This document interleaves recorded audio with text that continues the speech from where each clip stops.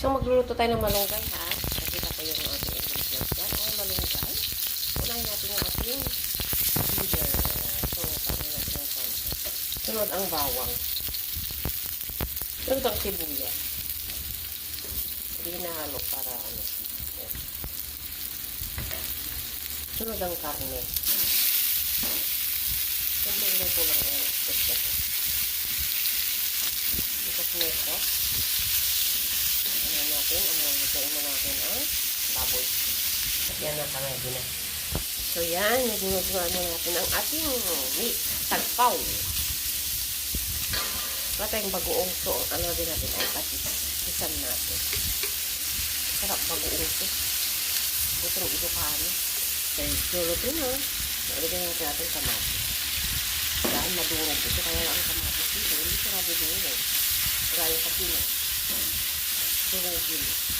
Oh, lagyan natin ng sabaw, wow, para maluto ng konti bago ilagay ang ating gulay. So, pakuluin muna natin siya, guys. So, yan, guys. Dinagdagan ko siya ng chili paste kasi kailangan ito. Wala kasi tayong fresh na chili. So, yan.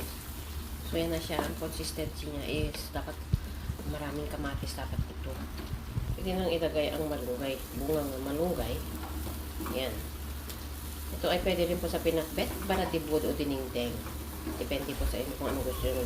No, ito yung gusto kong ulam talaga. Napakasarap. Marami lang sana pure na siyang malunggay, kaso wala eh.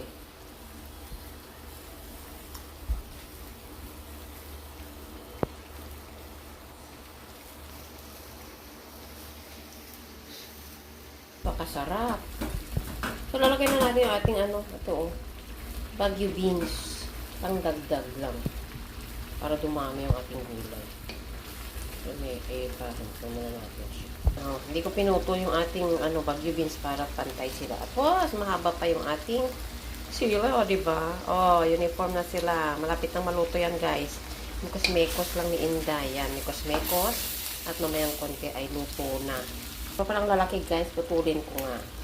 Over naman. So, baka ma-overcook siya, guys. Nalagyan na natin itong coriander, ha. Lagyan nyo ng coriander kasi ala Indian style itong ating ulam. So, yan. Tapos na pong ating malunggay. Patayin na po yung ating apoy. Luto na po. Salamat sa panonood. Bye.